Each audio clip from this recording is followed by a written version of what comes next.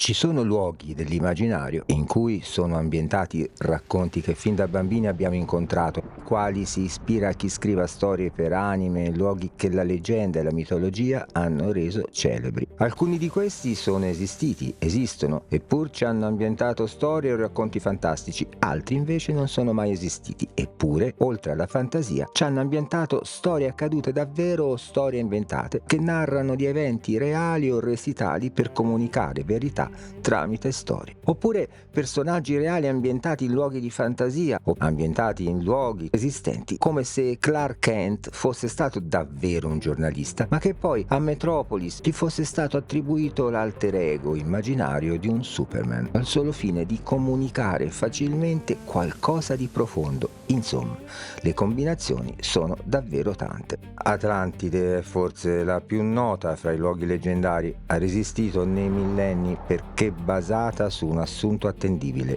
Nelle diverse ere, molti luoghi, isole e interi continenti sono affiorati o inabissati, uniti poi staccati. La ben nota deriva dei continenti, la Pangea, e poi da quanto esista l'uomo quando una determinata isola possa essere affiorata o inabissata. In questo video capiremo cosa sia un mito e come Platone abbia raccontato lui per primo la storia di Atlantide. Dopodiché uno sguardo ad altre visioni ed altre versioni della stessa storia nel tempo, cercando di suggerire qualche domanda.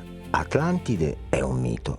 Il mito fa parte della tradizione umana, è il modo attraverso il quale ci siamo raccontati le nostre origini, vere o desiderate, ambientato fuori dalla storia, in un tempo indeterminato, in uno spazio indefinito, e parla di dei, eroi e gesta sovrumane.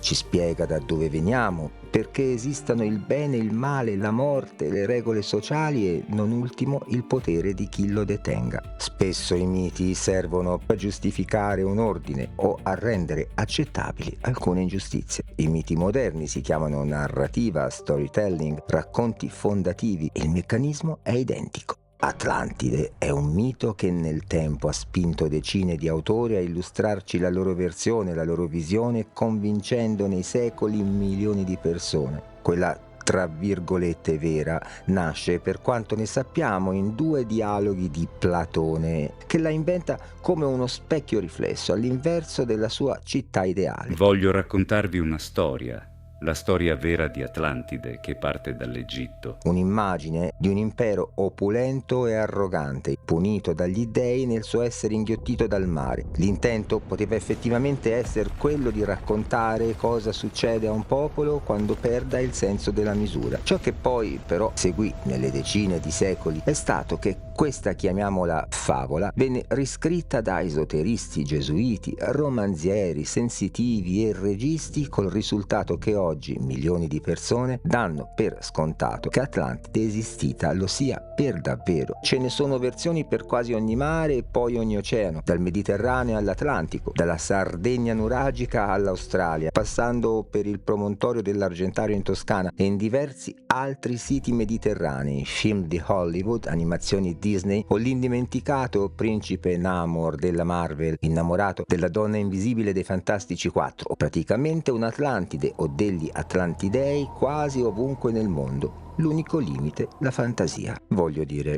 anche a me piace pensare che sia esistita come Mu, Lemuria, il paese dei balocchi, della cuccagna e quel non luogo un po' casa e un po' ovunque in cui abitavano i miei sogni di bambino, ma Atlantide è davvero esistita? Lo è? Onestamente non è una possibilità che mi sentirei di escludere del tutto, ma insomma, quello che possiamo dire attualmente è netto e fino ad oggi incontrovertibile. Degli egizi, dei minoici o dei sumeri abbiamo iscrizioni, palazzi, mummie, oggetti datati al radiocarbonio o testimonianze seppur tramandate. Di Atlantide invece non abbiamo niente di materico intendo, non un coccio, un frammento o un graffito, solo scritti, ipotesi o mappe più o meno fantasiose. Insomma, abbiamo solo ed esclusivamente letteratura. Eppure una pista plausibile esisterebbe, una pista che ci porta nel cuore del Mediterraneo, su un'isola che per davvero, fonti alla mano, esplose. Tutto ciò che conosciamo in prima battuta a proposito del mito di Atlantide ce lo racconta il solo Platone. Il filosofo ce ne parla in due dialoghi, il Timeo e il Crizia. Immaginò Atlantide come un ricco impero marino, costruito sulle geometrie e su concetti di avanzata tecnologia. Il contraltare di tutta questa evoluzione era ciò che lo stesso Platone riteneva di dover separare dalla sua città, Atene, e dalla repubblica che la rappresentava. Ci sono dei miti, messaggi e storie universali al di là del tempo e dello spazio. Ad esempio, l'amore di cui ci parla Catullo è quello di chiunque di noi ha lo stesso colore. Cambiano le sfumature, ma non il colore. Atlantide era una sorta di feticcio da sventolare a mo' di avvertimento per questa Atene che avrebbe preteso frugale e dalle virtù esemplari.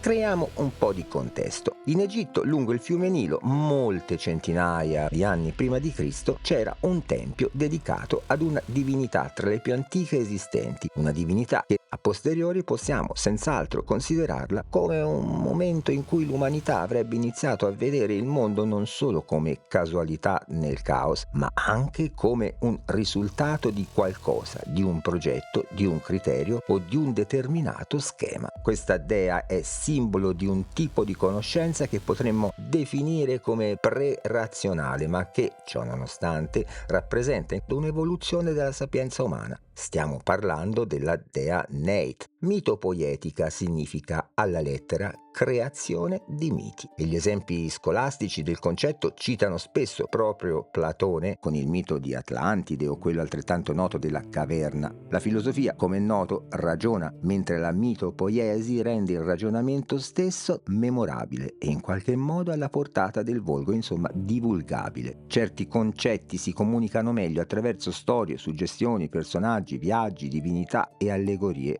Potenza del simbolo. Oltretutto, nei dialoghi Timeo e Crizia, Platone non presenta la storia di Atlantide come una propria invenzione, bensì come un resoconto tramandato attraverso una ben riportata catena genealogica e culturale. In effetti, già Erodoto aveva parlato degli Atlanti come esseri vegetariani e con sonno senza sogni, poi nulla d'altro. Platone vi traccia un percorso, un fil rouge lungo 2 secoli che avrebbe portato la conoscenza di Atlantide dritta ad Atene. L'origine di tutto, secondo Platone, sarebbe negli archivi del tempio di Neit nel delta del Nilo. Lì erano custodite iscrizioni millenarie che raccontavano di eventi accaduti 9000 anni prima. Poi Solone, vissuto tra il 638 e il 558 a.C., un celebre legislatore ateniese, si trova in Egitto. Parla con i sacerdoti, ascolta la storia e ne rimane letteralmente folgorato. Decide di trasporla in poema epico, però non lo finirà mai. I manoscritti incompiuti e il racconto orale finiscono in mano a un parente di Solone, Dropide, e Dropide li passa sempre oralmente a Crizia il Vecchio, e Crizia il Vecchio ne parla a sua volta con Crizia il Giovane, dentro la cerchia ristretta di Platone. La storia arriva al filosofo, il quale finalmente decide di metterla per scritto. Quindi ricapitoliamo, cosa abbiamo davanti?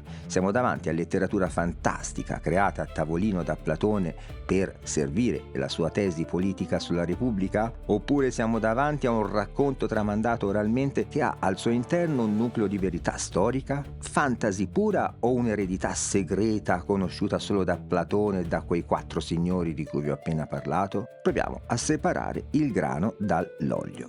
I casi, come si vede, sono 2. O l'origine egizia è autentica e qualcosa di vero c'era negli archivi di Sais, tesi con una sua logica peraltro, perché i greci del resto vedevano nell'Egitto la culla originaria della sapienza, una specie di collettore del sapere ancestrale dove tutto era scritto, archiviato e conservato. E in effetti in testi egizi come il racconto del naufrago troviamo somiglianze con l'Atlantide platonica. Tuttavia 9000 anni prima di Solone eravamo nel Paleolitico, nell'età della pietra, cacciatori, raccoglitori, niente città, niente agricoltura e figurarsi i metalli, di una civiltà come quella che Platone descrive, con re, templi, navi, mura rivestite di oricalco. In quell'epoca non c'è la più piccola traccia archeologica, non un coccio, non una pietra, non un'incisione, niente. In secondo luogo, in tutti i geroglifici egizi che abbiamo decifrato finora, non esiste una singola menzione del nome di Atlantide, non un riferimento o un sinonimo o una descrizione che gli corrisponda. Zero. Oppure allora trattasi di pura invenzione, di un mito pedagogico. Prendi un concetto astratto, lo trasformi in storia, lo rendi memorabile e la lezione resta.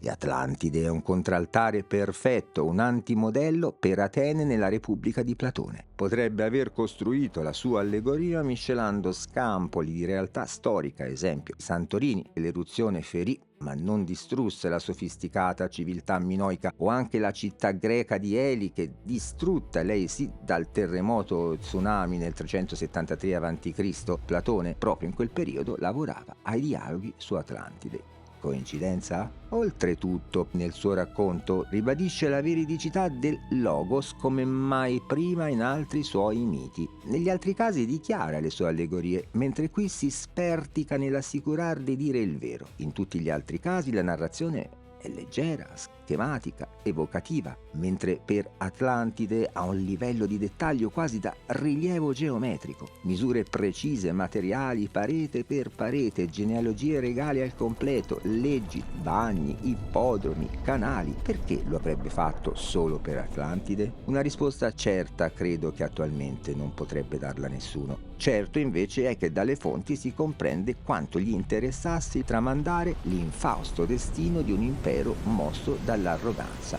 Ma com'era la Atlantide di Platone? Nei tempi antichi c'era un luogo considerato la fine del mondo, il confine tra il mondo conosciuto, bene o male che fosse, e l'ignoto. Le colonne d'Ercole. Secondo il mito greco, Ercole, in una delle sue 12 fatiche, separò l'attuale Gibilterra dalla parte africana, dove diciamo oggi si trova Ceuta, no? L'ultimo scampolo di Spagna e di Europa in Nord Africa. Quando uno prende la nave dalla Spagna arriva in Marocco, ma siamo sempre in Spagna e siamo a Ceuta. Ercole separò le due terre creando così lo stretto che chiamiamo di Gibilterra. Per Platone Atlantide si trovava proprio oltre quelle colonne. Nel centro geometrico di quest'isola si trovava una montagnola dove viveva il re Atlante, dal quale l'isola stessa aveva preso appunto il nome. Atlante era figlio di Cleito, figlia di Evenor e del dio greco dei mari Poseidone, quello che per i romani sarà Nettuno, che di lei si era perdutamente innamorato,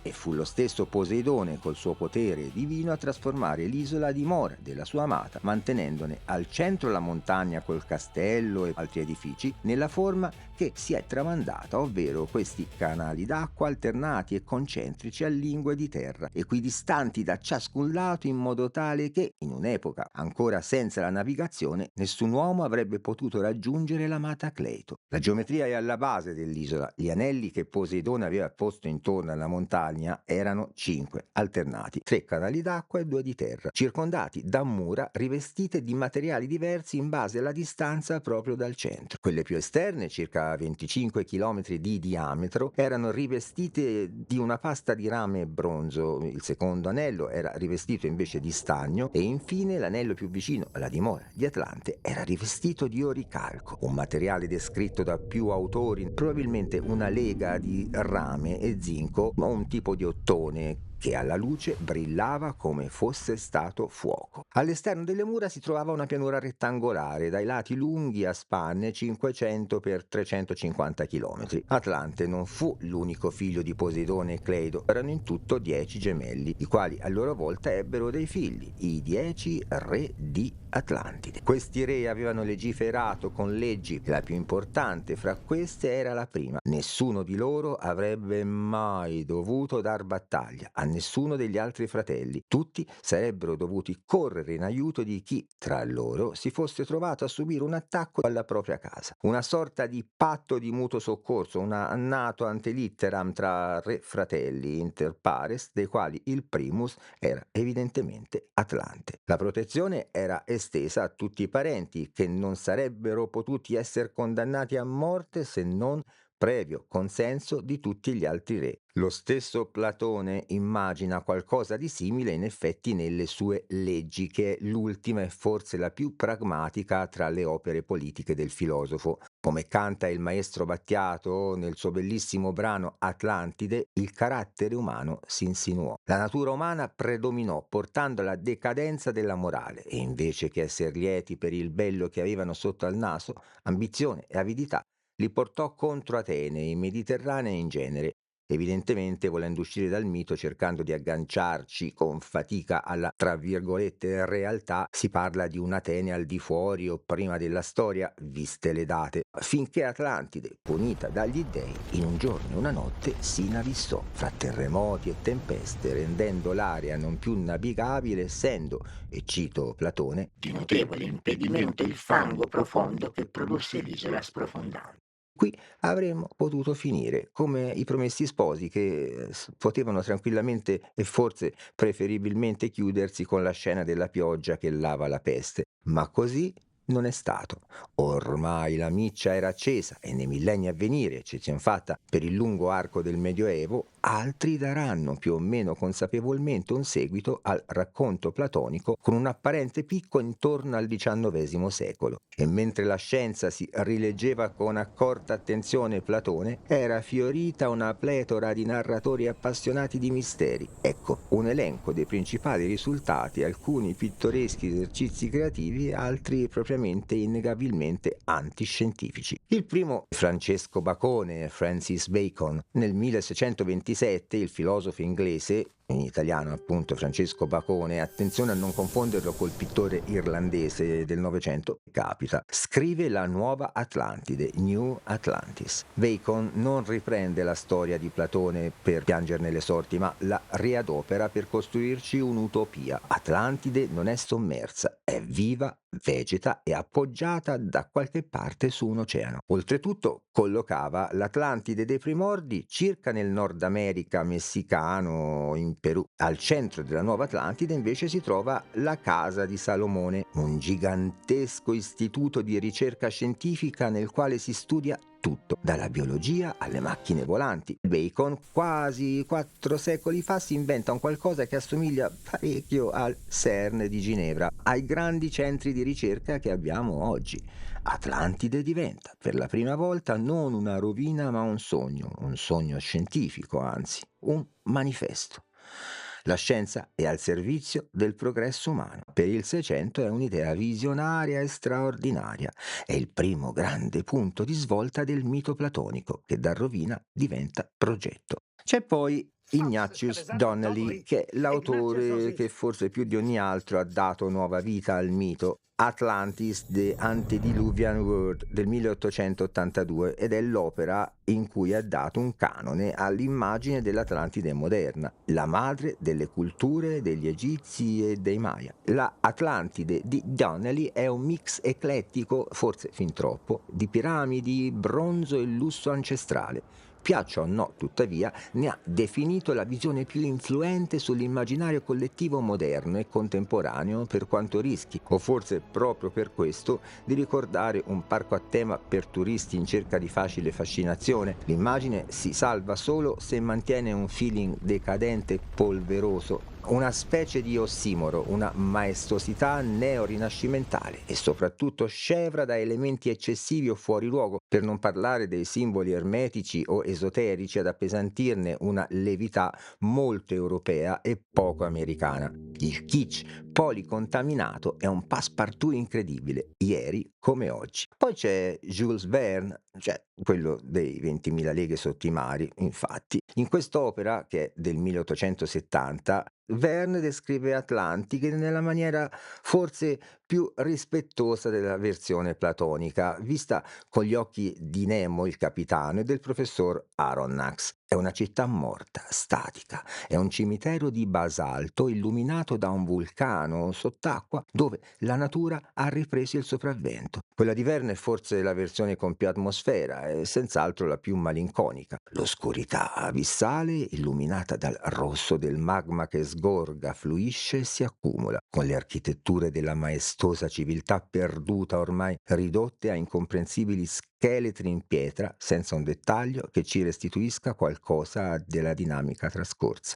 Oltre a questi autori potremmo elencare una pletora di altri personaggi, scrittori, ma anche occultisti sensitivi, in un caleidoscopio di visioni eccentriche, esoteriche e fantascientifiche, da prendere più come un divertissement, un resoconto semplice e schematico di qualcuna tra le riletture più stravaganti. Helena Blavatsky, la fondatrice della Società Teosofica, muove Atlantide verso l'esoterismo. Gli Atlantidei erano la quarta razza radice dell'umanità, i precursori degli ariani, alti 3 o 4 metri, con la pelle di più colori, vivevano in città ciclopiche e avevano poteri telepatici, levitavano e si servivano di velivoli ancestrali, i Vimana, simili all'iconografia dei carri volanti nella tradizione spirituale indiana. Finirono inghiottiti dal mare per la corruzione della magia nera e per l'incrocio con razze inferiori, prive dei loro poteri. Per questo i suoi Atlantidei sono antecedenti all'umanità, che ne avrà perduto le caratteristiche. È, secondo molti, la matrice di quanto chiamiamo New Age. Poi c'è Edgar Cayce, sensitivo americano, che realizzò trance registrate, delle quali molte centinaia su Atlantide. La sua versione è dichiaratamente fantascientifica, un arcipelago tecnologico di trascorse incarnazioni passate, civiltà ipertecnologica divisa in isole. Il grande cristallo o pietra Tuaoi alimentava l'intera società, un prisma cilindrico enorme in un tempio con una cupola apribile. La società si divise a un certo momento fra i pacifici figli della legge dell'uno e i materialisti figli di Belial, e furono quest'ultimi a rendere il cristallo un raggio della morte, cagione della distruzione della civiltà tutta. Il suo repertorio è diventato archetipo involontario di un numero di videogiochi, lettura fantasy e narrativa New Age. Poi abbiamo Pierre Benoit col suo L'Atlantide, che è del 1919. Fece, lui sì, un'operazione narrativa molto forte, ovvero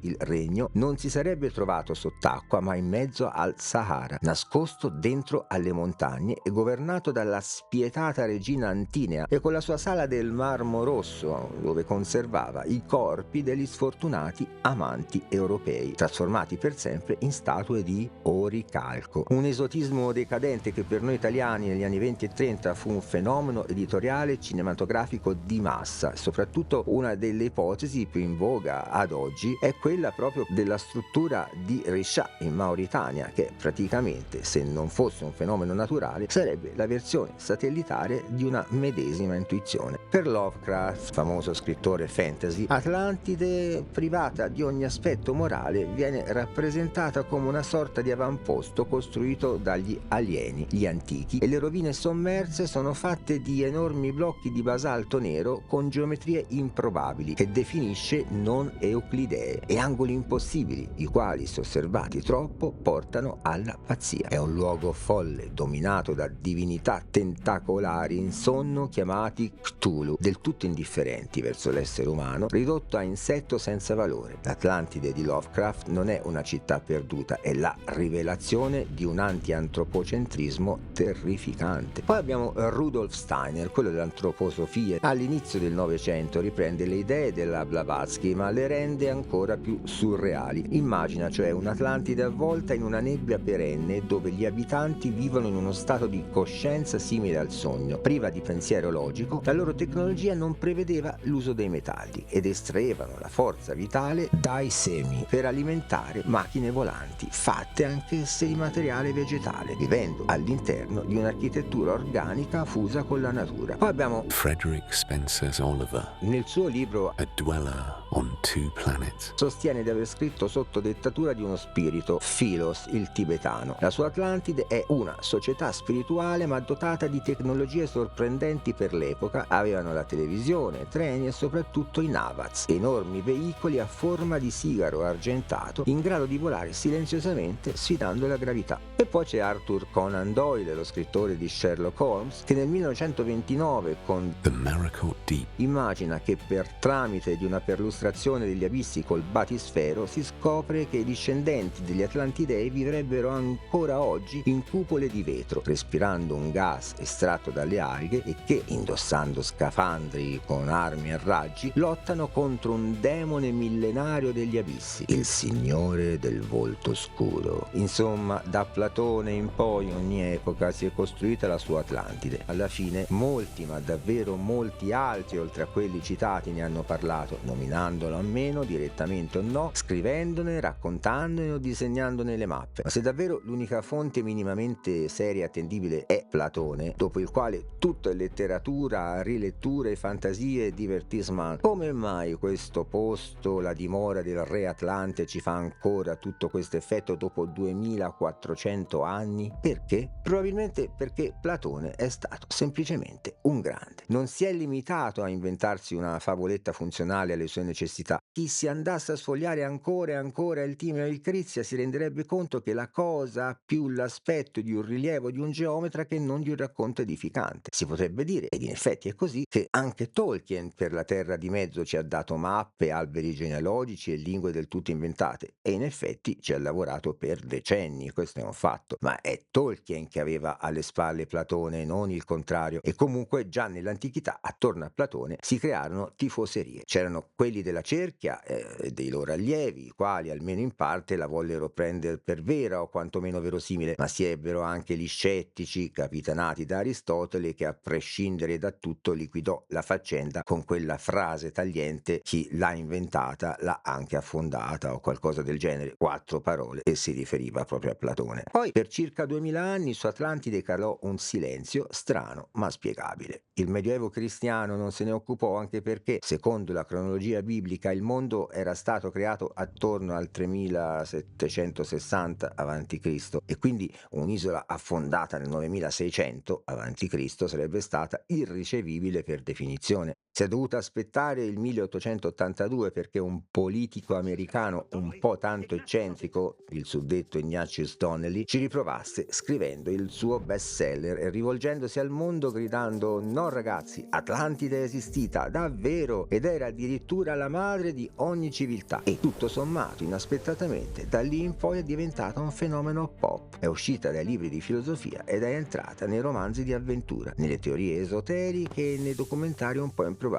E il bello è che ciascuno l'ha collocata dove desiderava, nei Caraibi, in Sardegna, nel Sahara, in Antartide, all'Argentario, in Bolivia, nel Mar Nero. Praticamente non c'è una zona del pianeta che qualcuno non abbia indicato come la vera Atlantide. E qui chiuderei, perché questo alla fine ci regala una nozione interessante, ma una nozione su noi stessi. Ci conferma che le culture umane hanno bisogno dei mondi perduti, ne abbiamo bisogno, chi più chi meno, per immaginare ciò che avremmo potuto essere o quello che potremmo diventare, per spaventarci con l'idea che le civiltà non siano per sempre, cosa peraltro ragionevolmente dimostrata, e che la nostra in fondo non abbia motivi per fare eccezione. Atlantide è la prova vivente che a volte un mito ben raccontato ancor prima che congegnato, piaccia o no, vince contro qualunque archeologia e continua a vivere finché qualcuno sia disposto a sognarlo. Insomma, Atlantide forse non è mai esistita, a meno di non voler scomodare l'età stessa della Terra e la presenza umana o umanoide sul pianeta, travalicando magari con nuove repertazioni archeologiche un calendario universalmente accettato non per convenzione. Tuttavia l'idea di Atlantide è esistita, e come, ed è resistita. Lo è da 2400 anni, mentre cose realmente accadute di sicuro, delle quali avremo perfino prove tangibili, sono sprofondate molto più in fretta laddove la memoria perde anche se stessa. E su questo vi lascio, ognuno con la propria idea e la scelta se seguire le prove o i desideri. Del resto, se un potere Atlantide senz'altro volta ha dimostrato di averlo è quello di saper nutrire l'immaginario e l'immaginazione di un gran numero di appassionati. Grazie, a presto, un insieme di sassate.